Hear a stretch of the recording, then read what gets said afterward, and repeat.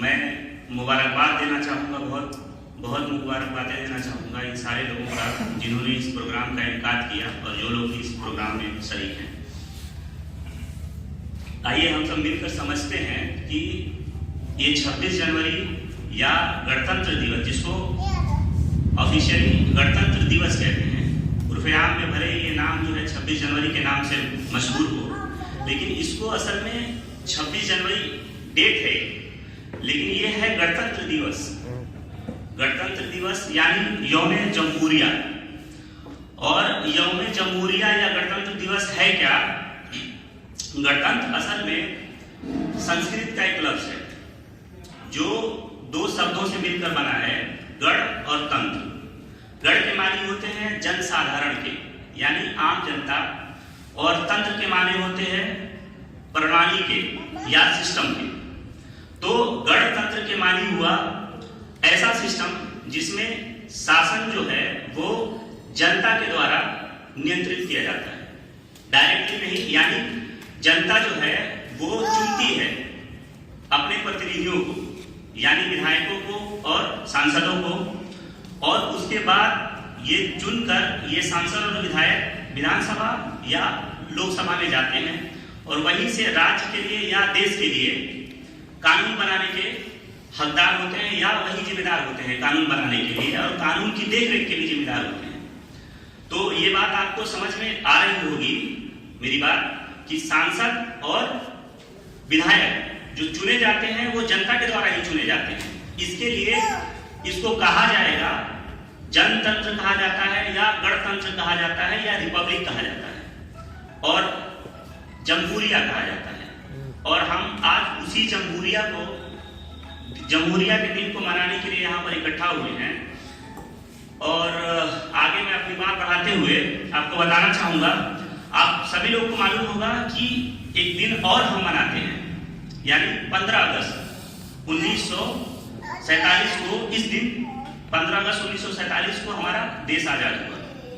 आप सभी लोग जानते हैं इस देश आजाद हुआ, तो जिस दिन देश आजाद हुआ वो दिन तो हम मनाते हैं हर साल। और ये 26 जनवरी आप क्यों मनाते हैं? इसका कभी सवाल उठा आपके जहन में? तो अगर सवाल उठा है तो उसका जवाब जो है मैं अपने शब्दों में, अपने लफ्जों में देना चाहूंगा। असल में हुआ क्या था कि जब 15 अगस्त 1947 को जब देश आजाद हुआ, तो उस वक्त में उसके पहले 15 अगस्त 1947 के पहले देश के पास जो शासन था, जो शासन करने वाले लोग थे वो अंग्रेज थे। ब्रिटेन से उसकी कमान जो है हैंडल होती थी। जिस शासन जो लोग यहाँ पे शासन कर रहे होते थे, उन सारे लोगों की शासन की में जो कमान है वहां से ब्रिटेन से आती थी।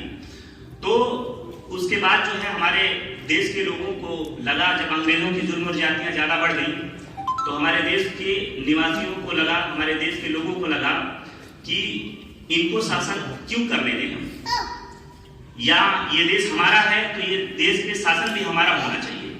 तो इसके लिए बहुत सारे आंदोलन हुए, बहुत सारी जानें कुर्बान हुई इस देश की आजादी के लिए। आखिर में अंग्रेजों ने इतने सारे आंदोलनों से तंग आकर, इतने सारे भारी जन समर्थनों से तंग आकर ये विचार किया कि हम इस देश को छोड़ देंगे। तो उसके बाद 15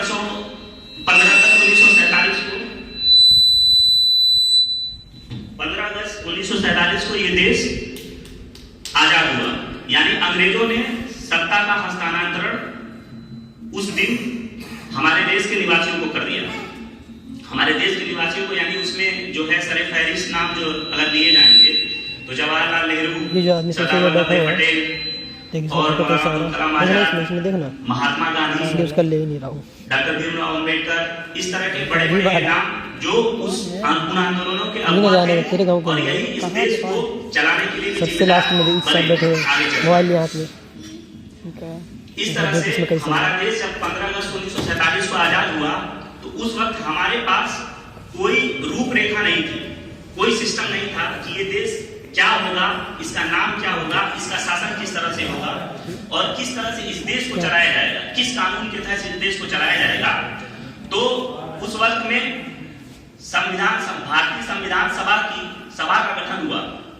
भारतीय संविधान सभा का गठन हुआ उस वक्त 15 अगस्त 1947 के पहले ही 1946 में, करीबन 1946 में दिसंबर माह में एक संविधान सभा का गठन किया गया कि आजादी मिलने के बाद में इस देश को किस तरह से चलाया जाएगा, किस तरह के कानून होंगे यहाँ के लोगों के लिए और किस तरह से शासन और प्रशासन इस पर काम करेगा, इस देश को कंट्रोल करने के लिए, नियंत्रित करने के लिए काम करेगा। तो उस संविधान सभा ने ही एक संविधान निर्मात्री समिति का गठन किया, जिसका अध्यक्ष डॉक्टर भीमराव अंबेडकर को बनाया गया और डॉक्टर भीमराव अंबेडकर के ही देखरेख में वो संविधान निर्मात्री सभा ने 2 साल 11 महीने 18 दिन में एक संविधान बना के दिया। संविधान यानी कानून की किताब।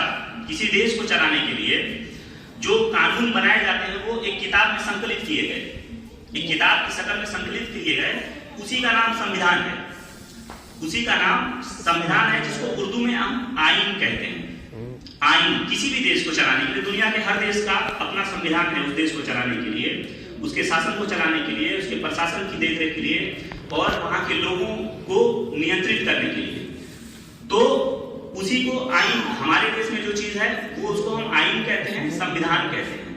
और वो जो है बन के तैयार हुआ 2 साल 11 महीने, आजादी के बाद 2 साल 11 महीने 18 दिन में बनकर तैयार हुआ और उसको 24 जनवरी 1950 को संविधान सभा के समक्ष लाया गया, संविधान सभा के सामने लाया गया। जैसे हम आप लोग बैठे हुए हैं, जो संसद हमारी दिल्ली में, वो पहले संविधान सभा का वो एक तरह से ऑफिस था, तो वहां पर लाया गया और जितने भी संविधान सभा के मनोनीत सदस्य थे सबसे अप्रूवल लिया गया उसका, यानी दस्तखत लिए गए, सबको बताया गया कि ये चीजें हैं संविधान में शामिल है और इस तरह से देश चलेगा। उसके बाद सारे लोगों ने, सारे सदस्यों ने उसके दस्तखत किए उस पर। दस्तखत के बाद संविधान को एक मतलब उस देश का कानून और संविधान या आईन मुकर्रर कर दिया गया कि ये जो है इस संविधान के अनुसार ही अब से देश चलेगा। और 26 जनवरी को पूरी तरह से ऐलान कर दिया गया कि इस संविधान के तहत भारत का कानून चलेगा या भारत का राज चलेगा या शासन और प्रशासन का जो भी काम होगा सारा का सारा इसी कानून के अंदर में, इसी संविधान के हिसाब से चलेगा। और उसी दिन 26 जनवरी को ये आईन किस दिन लागू किया गया, उसी दिन गणतंत्र दिवस। तभी से 26 जनवरी 1950 से हम जो है हर साल, हर आने वाले साल को यौम जमहूरिया के नाम से या गणतंत्र दिवस के नाम से मनाते हैं। इन्हीं शब्दों के साथ, इन्हीं लफ्जों के साथ मैं अपनी बात खत्म करता हूँ। उम्मीद है आपको बात समझ में आई होगी। और ये मेरी छोटी सी काविश थी और मेरे नाकिस इल्म के, जो भी मेरे नाकिस इल्म में आया मैंने उसके लिए कोशिश की। हो सकता, उम्मीद है कि आप लोगों को समझ में आया हो। मेन चीज है चीजों को समझना। हम जिस देश में रहते हैं उस देश के चीजों को समझें, उस देश के शासन प्रशासन को समझें कि किस तरह से काम करता है, क्या करता है, इसमें राष्ट्रपति का क्या काम होता है, प्रधानमंत्री का क्या काम होता है, मुख्यमंत्री का क्या काम होता है, राज्य किस तरह बनते हैं, राज्य क्या है, देश क्या है, केंद्र सरकार क्या है, राज्य सरकार क्या है, ये सारी चीजों को समझने की कोशिश करें और जहां से भी हो पढ़ने की कोशिश करें। पढ़ के और इस देश को जब आप पढ़ेंगे, जब आप समझेंगे तो इस देश को समझेंगे, यहाँ की चीजों को समझेंगे और उसके बाद आगे बढ़ने में ये आपको मदद देगी और आप एक जिम्मेदार नागरिक बन पाएंगे इस देश के। और इस देश में कहीं अगर खड़े होंगे तो आपको इस देश के बारे में, इस राज्य के बारे में, शासन प्रशासन के बारे में जो भी नॉलेज होगा आपको, तो उससे ये एक मैसेज मिलेगा कि आप इस देश के जिम्मेदार नागरिक हैं, जो इन बातों को समझते हैं, जो इन बातों को जानते हैं, इस देश को समझते हैं। वतन परस्ती ये भी होती है कि हम अपने देश को समझें, अपने राज्य को समझें, अपनी चीजों को समझें, किस तरह से किसको काम करना चाहिए, क्या काम करना चाहिए, जागरूकता इस बात की होनी चाहिए। और इसी के साथ मैं अपनी बात खत्म